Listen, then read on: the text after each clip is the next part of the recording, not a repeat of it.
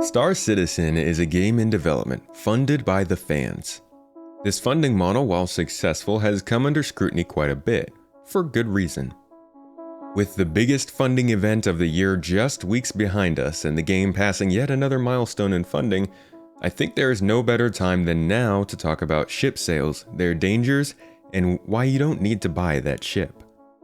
Not gonna lie, this is gonna be quite the topic, but as always, I'd like to thank you for coming to my Tomato Talk.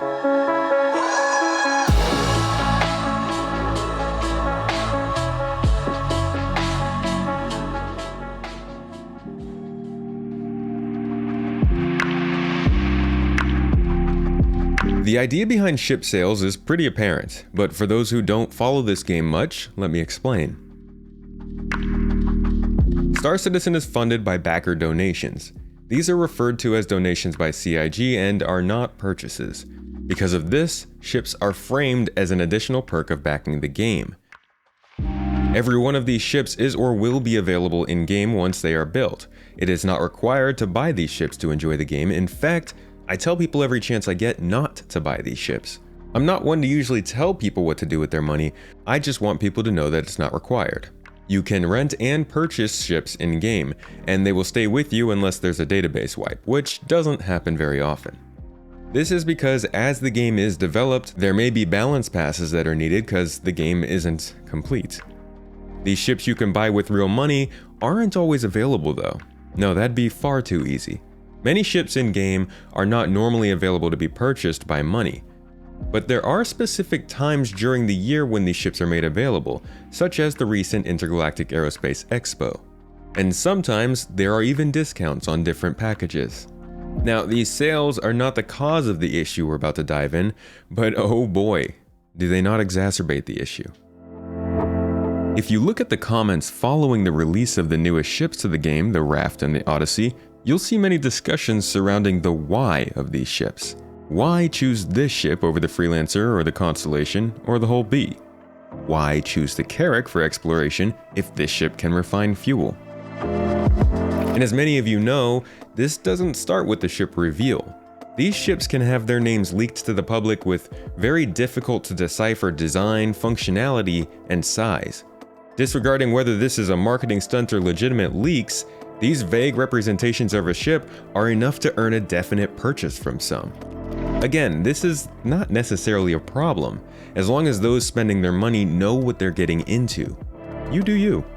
But these questions point to a pretty key part of Star Citizen that I simply won't shut up about. Choice. There are already some pretty distinct use cases for the existing ships, but with at least more than half a decade to go before this game, quote, goes live, I'm sure we can expect many ships to come before and after that point. These ships are unique, they're focused, and they're meant to force you to make a decision. And the fact of the matter for the average person when it comes to most ships is that you just don't need them. To put this into perspective, let's take a look at one of the new ships, the Raft. It's a cargo hauler with a unique industrial design, a decent size for a small freighter, and a beautifully designed interior. But the real reason to buy this ship as a cargo hauler over others is for the quick loading and unloading functionality, which will drastically reduce your downtime and loading time, which will cost you money in the future.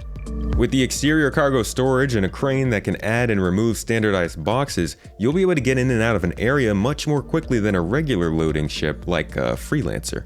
This is key. And while the ship launched without that functionality, in the grand scheme of the game, that puts it in a unique position.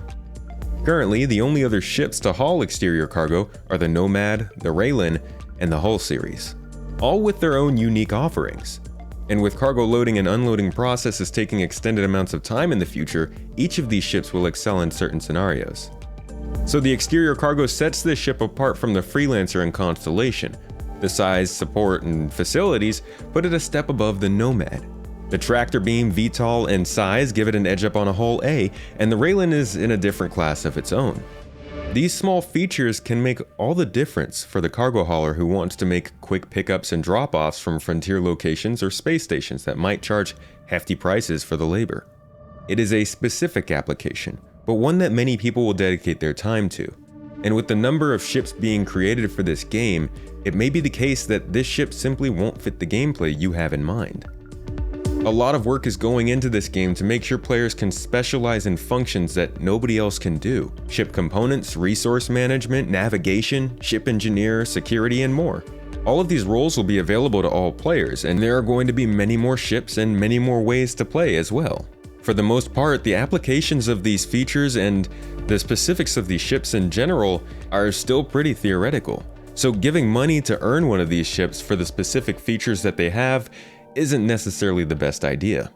But if you do find yourself asking why you should be interested in one ship over another, it may be worth considering that neither of those ships really match what you need.